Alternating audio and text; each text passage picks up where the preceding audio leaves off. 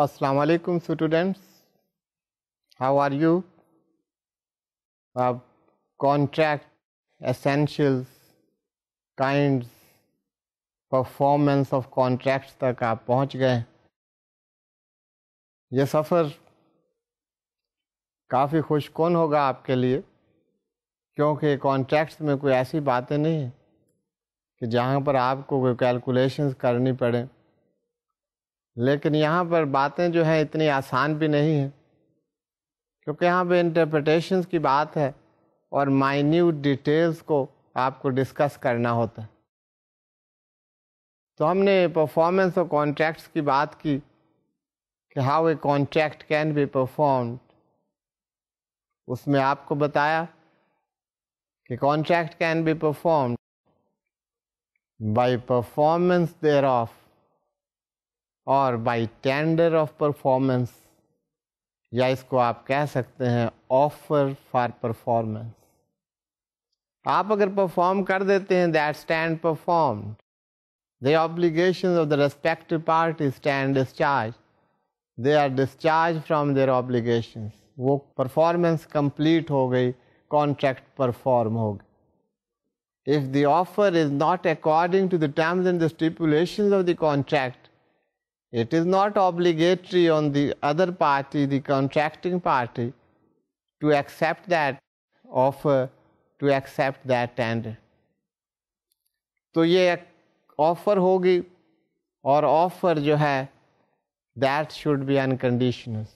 It should be unconditional, no conditions are to be attached to the offer.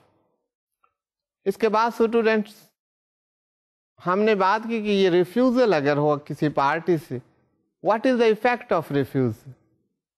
अब refusal से अगर आपको एक ऑफर की गई है और आपने रिफ्यूज़ कर दी है, तो other party has the right that will be suppose that has performed its contract is part of contract और agreement that has been performed.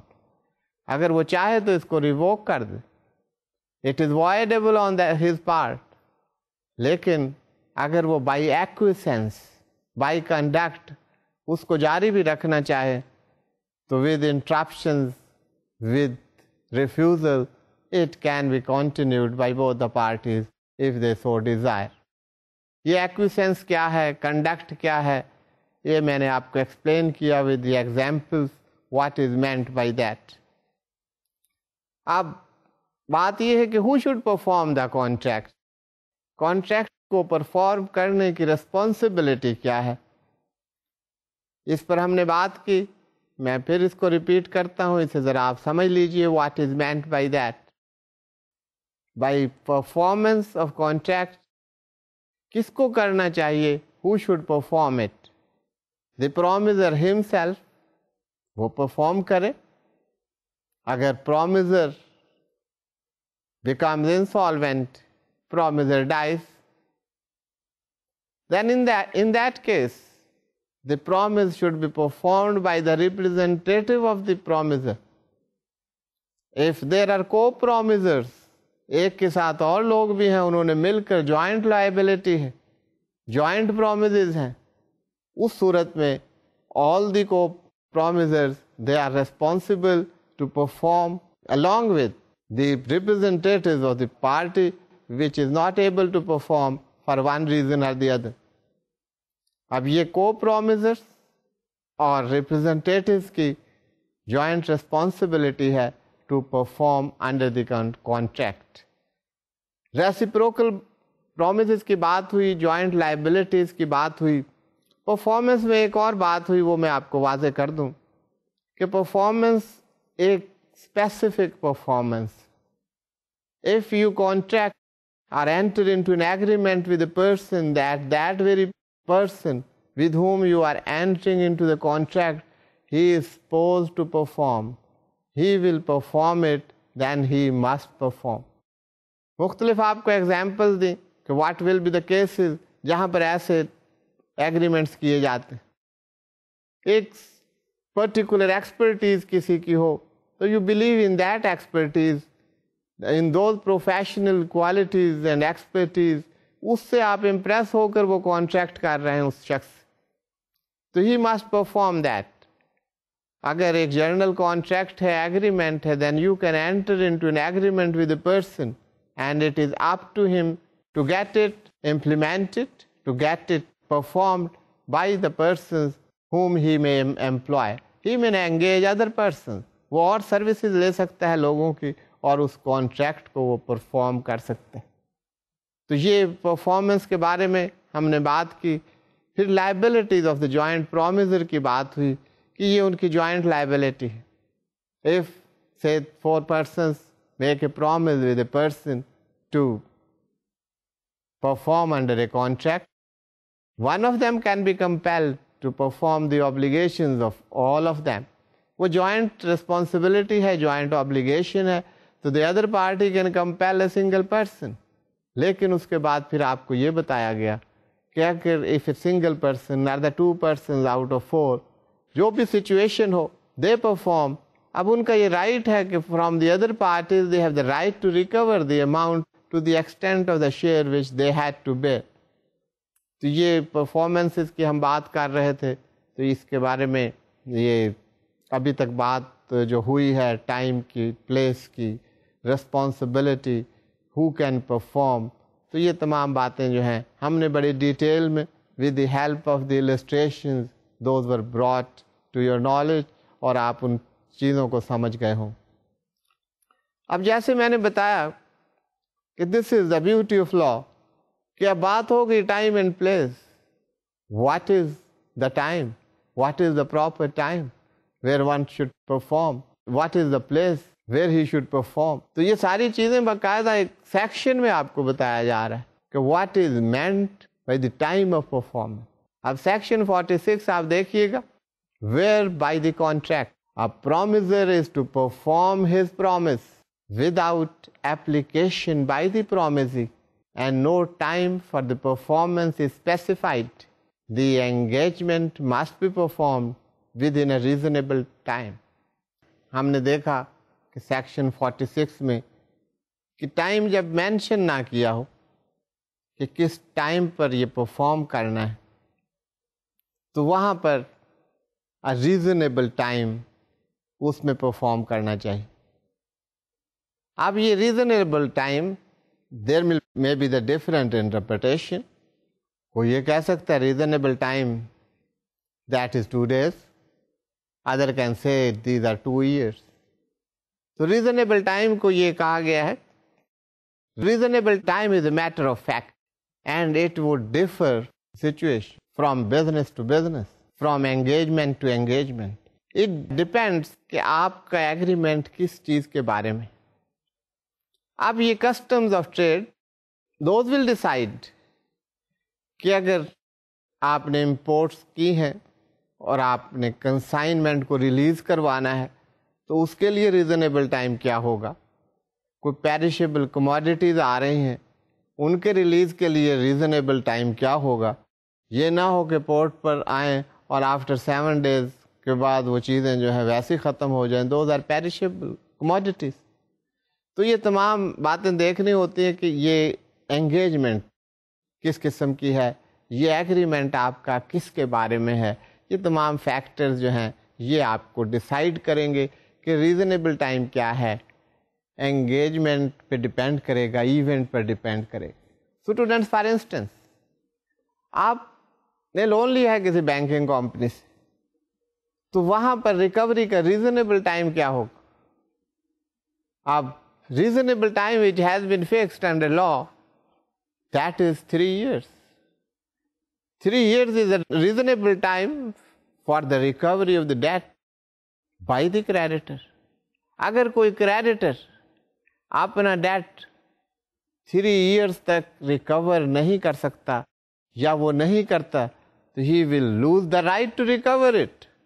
अब हर एग्रीमेंट की कंप्लीशन के लिए डिफरेंट रीजनेबल टाइम्स है। It may be from 1 day to the 3 years and depends on 7 days कि आपकी transaction क्या है, उस पर यह डिपेंड करेगा कि ये रीजनेबल टाइम है। ये उस सूरत में अगर टाइम आपने पहले से फिक्स किया हुआ जो आम तौर पर एग्रीमेंट्स में होता है, एक स्केड्यूल दिया हुआ है, तो then this question will not arise ये बात हो रही है कि अगर टाइम कहीं पे फिक्स नहीं हुआ तो फिर रीजनेबल टाइम जो है that will be treated as the time which will be binding on the respective parties. पहले हमने सिर्फ टाइम की बात की थी, अब टाइम एंड प्लेस की बात हो रही है इन section 47। When promise is to be performed on a certain day and the promiser has undertaken to perform it without application by the promisee, the promiser must perform it at any time during the usual hours of business on such day and at place at which the promise ought to be performed. ये जो अभी हम बात कर रहे थे reasonable time की बात हो रही थी, यहाँ प्लेस की बात आ गई। यह टाइम एंड प्लेस दोनों इकट्ठे बात हो रही है।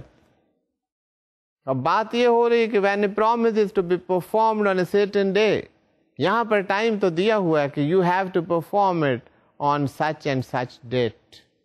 डेट दी हुई है, you have to perform, and the promisor has undertaken to perform it without application by the promisee.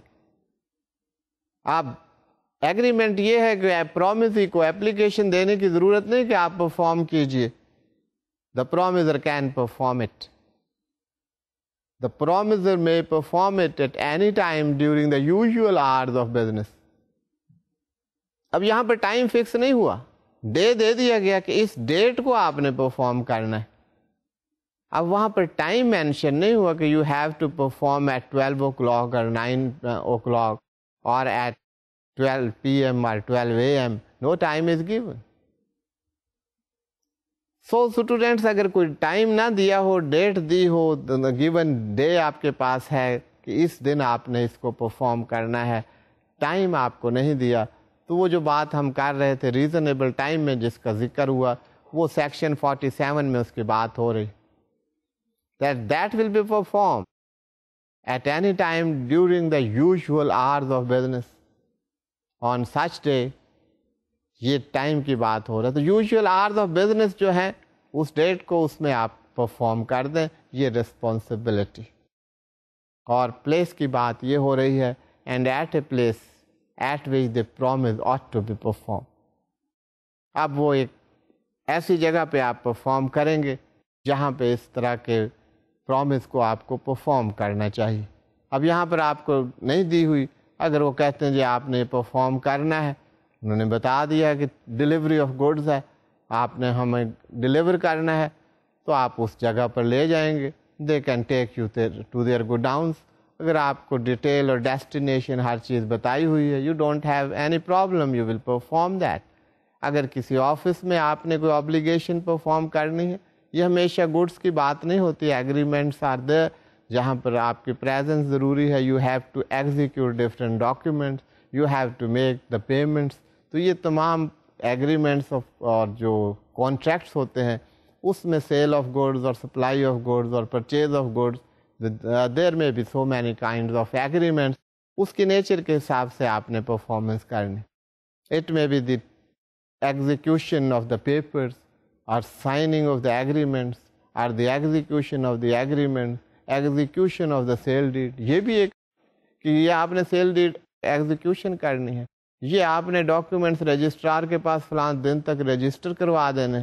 ये डिफरेंट टाइप्स के आपके एग्रीमेंट्स हो सकते हैं, और उन एग्रीमेंट्स को यूजुअल आवर ऑफ बिजनेस जिनसे भी आप डील कर रहे हैं, अगर आप बिजनेस से डील कर रहे हैं तो उनके जो यूजुअल बिजनेस आवर्स हैं वहाँ बात करेंगे।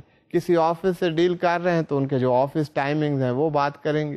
किसी बैंकिंग कंपनी से आप डील कर रहे हैं तो उनके जो काउंटर आवर्स हैं, जो ऑफिस आवर्स हैं, जो बिजनेस आवर्स हैं, उनको आप जहन में रखेंगे। तो ये तमाम चीज़ें those will be dealt according to the norms of the business, according to the customs of the business, according to the practice of the business. तो इन द यूजुअल आवर्स, तो ये टाइम एंड प्लेस दोनों के बारे में वजाहत कर दी गई। तो this is given in section 47, and the section 47 that helps us in the situations when the schedule is not given of the performing of the time of the place, then how we have to deal that is given in section 47. Now specifically we shall deal, rather we shall see the provisions of law regarding the place of performance. That has been discussed in section 49. पहले हम section 49 देख लेते हैं, फिर मैं आपको बताता हूँ what does it mean. Section 49 में कहा गया है कि when a promise is to be performed without application by the promisee and no place is fixed for the performance of it, it is the duty of the promiser to apply to the promisee to appoint a reasonable place for the performance of the promise and to perform it at such place. अब पहले हमने एक reasonable date की बात की, reasonable time की बात की, अब प्लेस की बात हो रही है. अब ये नहीं कि कोई रीजनेबल प्लेस है, वन में find the place himself and may deliver that and may execute the agreement of the place of his choosing. That can't happen. अब यहां पर बात वही हो रही है, कोई ऐसा एग्रीमेंट है, कोई ऐसा प्रॉमिस है कि जहां पर परफॉर्मेंस के लिए प्रॉमिसर के लिए जरूरी नहीं है कि उसे कोई एप्लीकेशन देनी पड़े, प्रॉमिसी को, सेलर को, परचेजर को अप्लाई करना पड़े, जी मैं गुड्स आपको डिलीवर करना चाहता हूं, इसको ऐसे समझ लीजिए. अगर एग्रीमेंट में ये है कि सेलर पहले बताएगा कि मैं ये गुड्स आपको डिलीवर करना चाह रहा हूं, बताइए किस जगह पर ये इसको डिलीवर किया जाएगा, वो जगह दी हो तो उससे पहले भी एप्लीकेशन देने की जरूरत. लेकिन अगर यह सिचुएशन ऐसी है कि कोई प्लेस मेंशन नहीं की गई और promisor has to perform without application, promisor के लिए यह भी जरूरी नहीं है, एग्रीमेंट में यह जरूरी नहीं है कि he should give an application, he should give an intimation, he should inquire from the promisee regarding the performance of the promise. उसके बावजूद भी लॉ ये कहता है that it is the duty of the promiser to apply to the promisee to appoint a reasonable place for the performance of the promise and to perform it at such place. उस सूरत में भी जो promiser है, he will apply to the promisee. Seller है, ऐसा समझ लीजिए promiser, promisee में आपको दिक्कत आ रही कि सेलर परचेजर को अप्लाई करेगा कि हमारे एग्रीमेंट में कोई प्लेस का डिसाइड नहीं हुआ, I want to perform and please let me know at which place I have to deliver the goods. आप ऐसे समझ लीजिए. और जब परचेजर उसे बताएगा these are my godown, these are located at such and such place, it is the duty of the seller, the promisor in our case, to offer, rather to perform his promise, to perform his contract at the given place. So this was regarding performance of the promise as is provided in section 49. अब reciprocal promises हैं क्या? What are the reciprocal promises? Section 51. ये आपको याद रहे कि we are discussing, we are looking into the provisions of the law regarding the performance of contracts. तो reciprocal promises अगर हैं तो उनकी performance कैसे होगी? हमारा जो टॉपिक है वो performance of contracts. ये section 51 में बताया गया है how reciprocal promises are to be performed. When a contract consists of reciprocal promises to be simultaneously performed, no promiser need to perform his promise unless the promisee is ready and willing to perform his reciprocal promise. That's simple. हम जो बातें करते रहे हैं contract agreement, उसमें ज्यादातर बातें यही होती रही. अभी हम बात कर रहे थे सेल परचेज की बात. अब ये इलिस्ट्रेशन देख लीजिए, इसमें वही बात है जो हम अभी कर रहे थे. Agreement regarding sale purchase of goods. क्या इन एग्रीमेंट्स में होता है? Seller to deliver goods and purchaser to pay the amount simultaneously as per agreement. अगर ये एग्रीमेंट ऐसा है कि रेसिप्रोकल प्रोमिसेस हैं, सेलर ने गुड्स सप्लाई करनी है, गुड्स डिलीवर करनी है, और परचेजर ने कहा as soon as you will deliver I will pay you, ये रेसिप्रोकल प्रोमिसेस हैं. If the seller feels or it comes to the knowledge of the seller that purchaser is not inclined to pay him on the delivery of the goods, he may refuse the performance. वो performance, ये reciprocal performance simultaneously perform होंगे. Seller will deliver the goods and purchaser will pay the price of that, will pay the agreed amount, वो उन्हें पे करना पड़े. लेकिन कोई ज़रूरी नहीं हर एग्रीमेंट में. आप कहें कि हर एग्रीमेंट या हर कॉन्ट्रैक्ट ऐसा ही होगा, ये ज़रूरी नहीं है. अगर ये एग्रीमेंट हुआ है between the seller and the purchaser that I will deliver the goods and you pay me after 90 days, that is an agreement and that will be performed accordingly. यहाँ पर जो बात हुई है कि reciprocal promises हैं और उसमें ये तय हुआ है, उसमें ये stipulations हैं, उसमें ये conditions हैं agreement में, that reciprocal promises by the interacting parties, by the respective parties will be performed simultaneously, then these are to be performed simultaneously.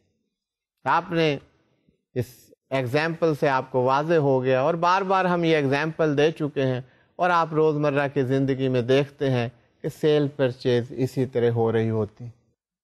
Next बात हो रही है कि order of performance of reciprocal promises. इनका order क्या होगा? Order से मुराद है तरतीब क्या होगी, किस तरतीब में इनको परफॉर्म करना है, किस ऑर्डर में परफॉर्म करना है. अब ये सेक्शन 52 में दिया गया है.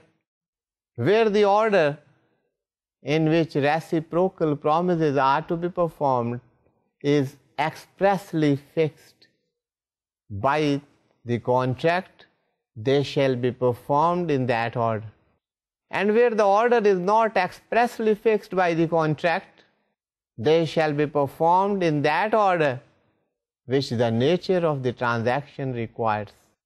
एक बात तो बड़ी सिंपल है जिसे हर कोई समझ सकता है कि अगर तरतीब दी गई है, that is agreed between the parties, कि आपने से गुड्स की हम बात कर रहे हैं, गुड्स सप्लाई करनी है, आप 100 बेल्स इस डेट तक आप सप्लाई कर देंगे, उसके बाद आप ये सप्लाई करेंगे, इतनी क्वांटिटी सप्लाई करेंगे. आपने एक ऑर्डर दिया हुआ है 100 bales, 200 bales, 300 bales at this godown, at this godown, at this place. ये सारा आपने पहले से तय किया हुआ, तो यहाँ पर तो कोई प्रॉब्लम नहीं. और किसने पहले परफॉर्म करना है, किसने बाद में परफॉर्म करना है, ये भी ऑर्डर की बात. Who has to perform first and how he has to perform that. अगर ये ऑर्डर दिया गया हो तो उसके मुताबिक द प्रॉमिसर विल परफॉर्म. अगर ये ऑर्डर नहीं है तो then the promisor will apply to the promise and he will perform according to that. तो ये आप देख लीजिए section 52. Let me repeat it again ताकि रिफ्रेश हो जाए ये बात. Where the order in which reciprocal promises are to be performed is expressly fixed by the contract, they shall be performed in that order. And where the order is not expressly fixed by the contract, they shall be performed in the order which the nature of the transaction requires. ये बात हम कर चुके हैं इससे पहले कि अगर ऑर्डर आपके पास नहीं है तो आप हर नेचर ऑफ ट्रांजैक्शन के मुताबिक देखेंगे कि उसको किस ऑर्डर में कैसे जो है परफॉर्म करना है. It would depend on according to the nature of the transaction. If it is given, then it's no problem, then it's simple to understand and to implement as well. अब जहाँ पे नहीं है तो हर transactions की different nature होगी, जो भी customs हैं, practices हैं, according to the nature of the transaction, those will be followed. तो ये section 52 में हमें ये बताया गया. अब इसको समझने के लिए ये इलस्ट्रेशन देख लीजिए, इससे आपको ये पता चल जाएगा कि इस ऑर्डर का स्कोप क्या है. What is meant by this order of performance.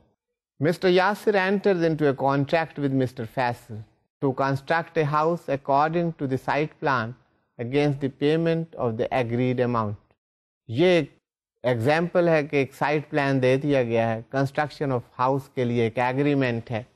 उस एग्रीमेंट में तमाम स्टिपुलेशंस, कंडीशंस वो सब तय हो गई हैं और एग्रीमेंट जो है दैट हैज़ बीन साइन. अब यहाँ पर ऑर्डर नहीं दिया गया, ये ऑर्डर दिया गया है, दोनों चीज़ें हो सकती हैं। इन this case if not otherwise agreed, इस पर ज़रा जोर देकर इसे समझिएगा। इन this case if not otherwise agreed, Mr. Yasir shall first perform his part of promise and then demand payment from Mr. Faisal as per practice in such type of contracts. अब construction के contracts में practice क्या है, norms of business क्या है? इसमें यह है कि पहले काम किया जाता है, उसके बाद आप पेमेंट डिमांड करते हैं।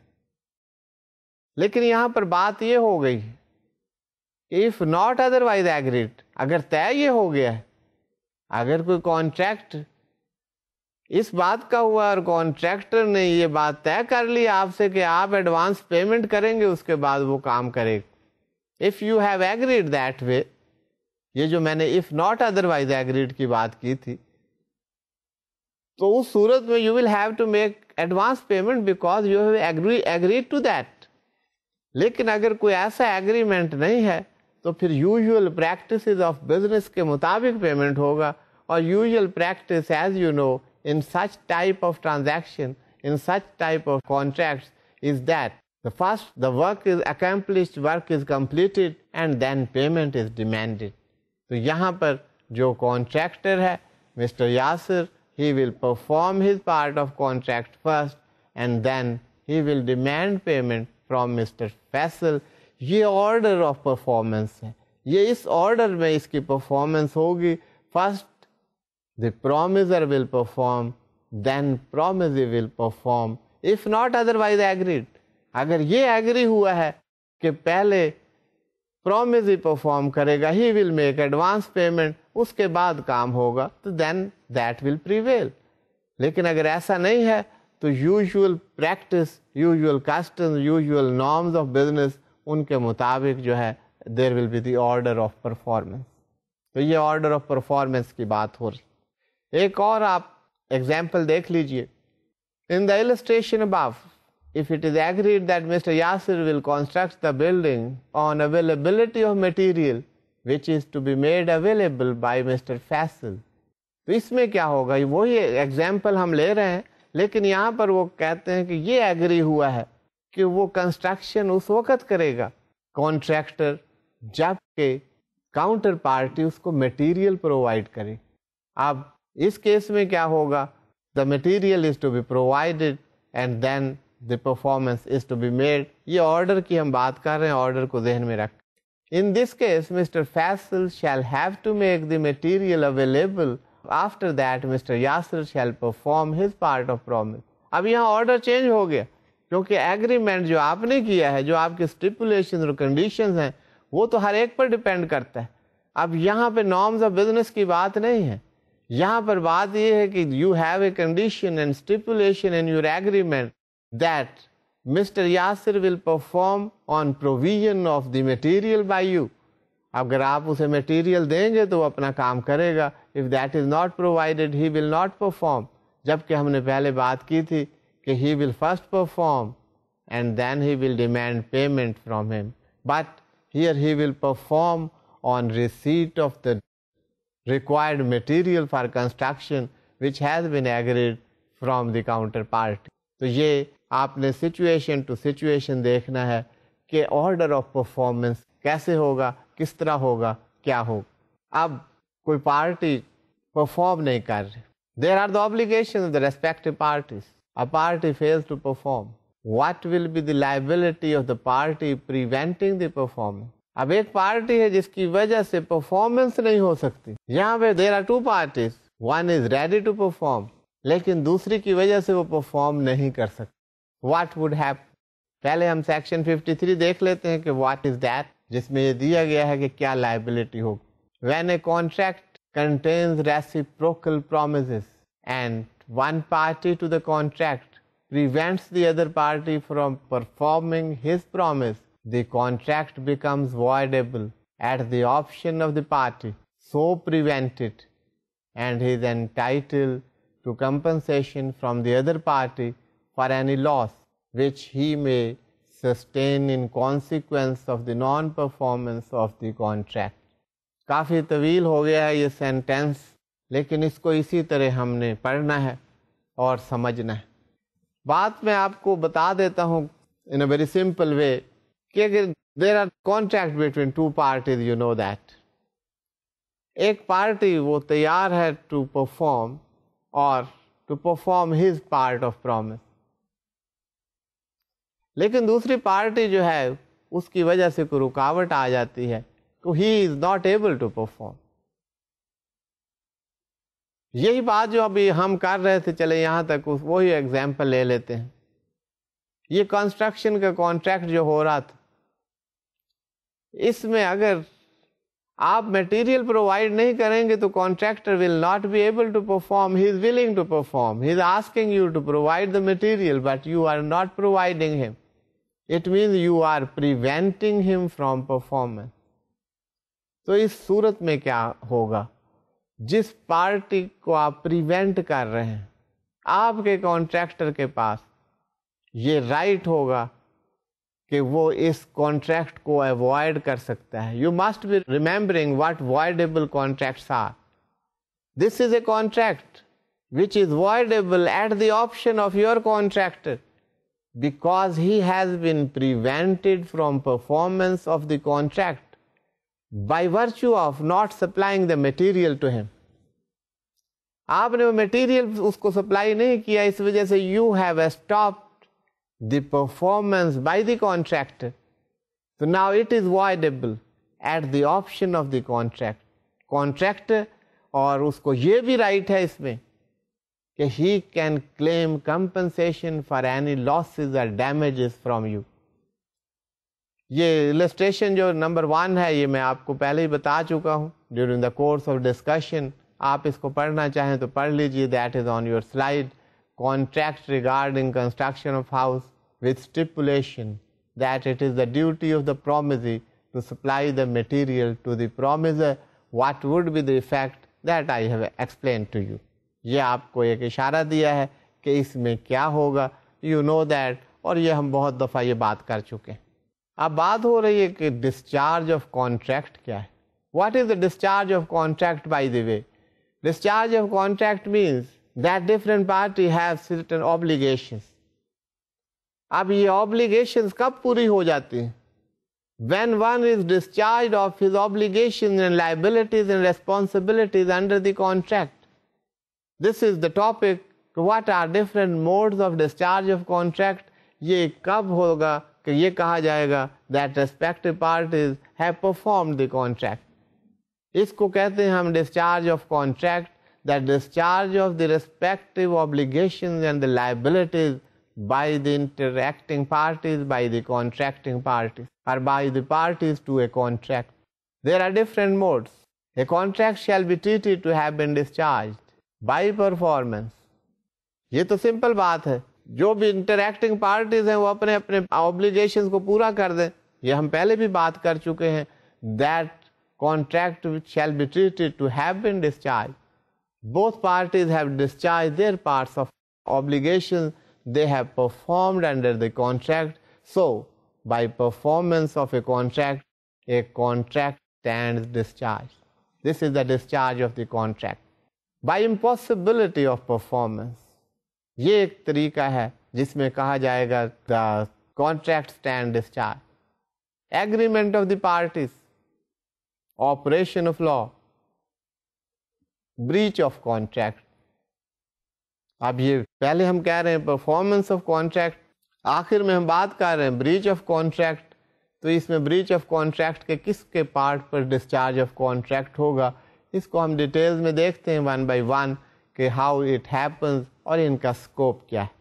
डिस्चार्ज बाय परफॉर्मेंस, पहली बात हमने की a contract shall be discharge after being perform. पहली बात तो ये है, हम पहले भी इसे देख चुके हैं, actual performance. Respective parties, they discharge their part of obligations and responsibilities and commitments. This is the actual performance. That needs not to be explained. I have explained it so many times and you must be understanding it by now. दूसरी बात भी हम कर चुके हैं, by the tender of performance.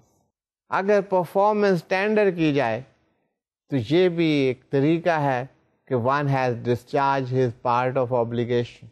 लेकिन इस tender के एसेंशियल्स क्या है?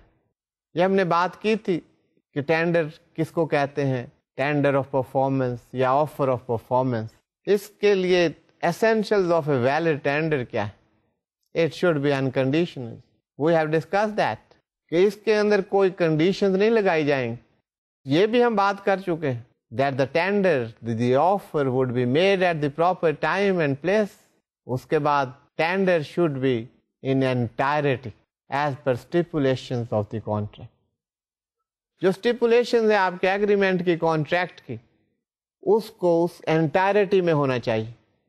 स्टूडेंट्स, यहाँ पर ये हम जिक्र नहीं कर रहे, या आप इससे ये मतलब अखज़ करें, कोई भी कॉन्ट्रैक्ट है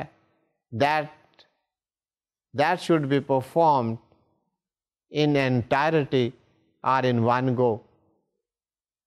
It's not always possible that a contract, and it is not desired as well, that a contract shall be performed or should be performed in one go. Say you have a contract with some exporter, you are importer in your country, आप कुछ imports कर रहे हैं, you have a contract of $1 million, consignments आनी है, तो ये कोई ज़रूरी नहीं कि $1 million की कंसाइनमेंट आपको है कि हमें फ़लाँ दिन फ़लाँ वक़्त जो है इसे मिल जानी चाहिए। इससे ये एंटायरिटी का ये मतलब नहीं है। एंटायरिटी का ये मतलब है कि ये that may be supplied as per schedule as stipulated in the contract, कि किस ऑर्डर में किस तरह कितने शिपमेंट्स में वो सप्लाईज आपको की जाएंगी। यू कैन डिसाइड दैट कि पार्शल शिपमेंट्स की इजाज़त है, कितनी शिपमेंट्स कोई कर सकता है, दैट इज डिसाइडेड। लेकिन इन एंटायरिटी का मतलब ये है कि अगर $1 million का कॉन्ट्रैक्ट है, that should be entirely perform. ये नहीं है कि उसमें से 50% की परफॉर्मेंस हो जाए और बाकी 50% कहें कि ये परफॉर्म नहीं हो सकता। The entire contract for the entire consignment that should be perform.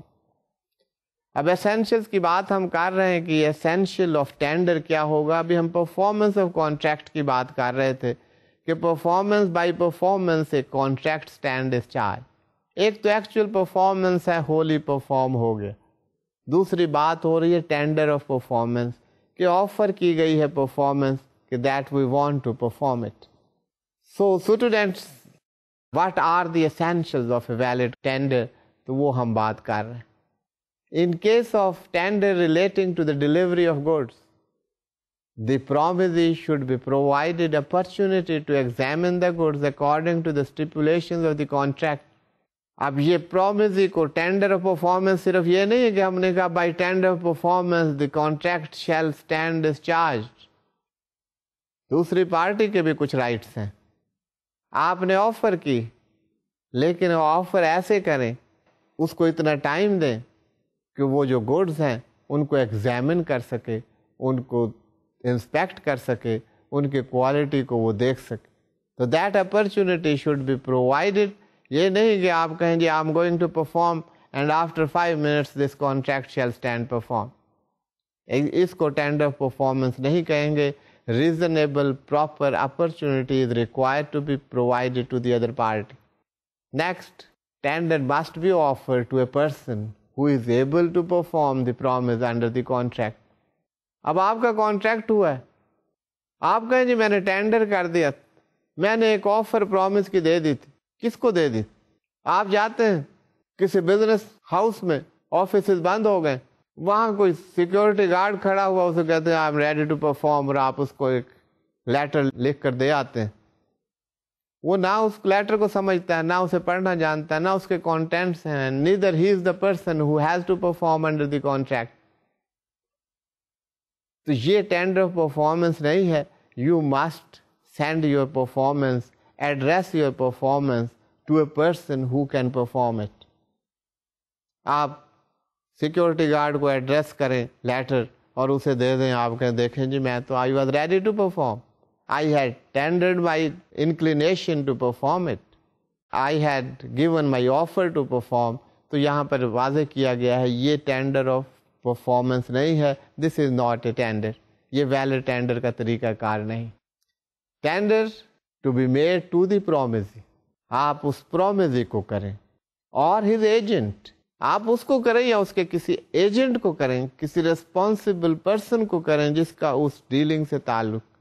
Principal और एजेंट ये एक रिलेशनशिप है which is recognized in law.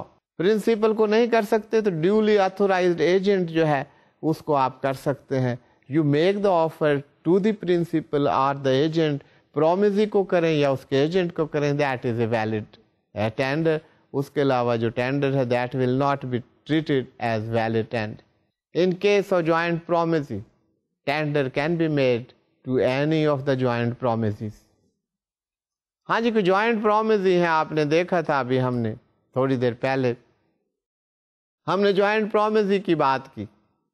तो जॉइंट प्रोमिसी में आपने देखा कि it is the responsibility of all the promises jointly as well as singly. Joint and several responsibility है उनकी. तो you can give a tender to one of them, that will be supposed, that will be treated, that will be deemed to have been served, to have been offered to all of them. तो ये tender के essentials की बात हो रही है. इन case of joint promises हमने देखा, आपको एग्जांपल्स के जरिए भी बताया कि किसी एक को आप सर्व कर दें तो उसको समझा जाएगा सबको सर्व हो गया. That is a valid tender. In case of tender of money, the exact amount should be mention. अगर जो आप ऑफर कर रहे हैं वहाँ पे यू हैव टू पे सम मनी, जो आपके ऑफर में आई हैव टू पे दिस मच मनी, वो किसी भी एग्रीमेंट के तहत वो बात हुई, तो वहाँ पर कहते हैं आपको एग्जैक्ट अमाउंट मेंशन करना ज़रूरी. कोई एम्बिग्विटी नहीं होनी चाहिए इस ऑफर में. It is about the money, so exact amount with the currency in which you are going to pay, that should be mentioned with this offer, this tender, that should be without any ambiguity whatsoever. Discharge of contracts की बात हो रही है students, कि how one is discharged or interacting parties are discharged from the contract, or it will be supposed that they have performed under the contract. ऐसे समझ लीजिए. Discharge by impossibility of performance of contract. अगर कोई ऐसी situation हो जाती है जिसमें एक पार्टी से परफॉर्म नहीं कर सकती, it will be suppose that he has discharge the contract, he has perform the contract, he is willing to perform, he is ready to perform, but the situation is such that he can not perform. Impossibility of performance by any reason. कहीं पर there is a war between the nations, आप export import कर रहे हैं, hostile enemies, those are intervening your ships, तो आप किस तरह उस परफॉर्मेंस को पूरा करेंगे. So by this event, by the declaration of war, the performance has become impossible. तो ये कोई ऐसी सिचुएशन आए जिससे परफॉर्मेंस इम्पॉसिबल हो जाए, कोई ऐसा इवेंट आ जाए, तो then it will be supposed that it cannot be performed. एक इम्पॉसिबिलिटी ये हो सकती है कि you enter into an agreement to purchase a particular product,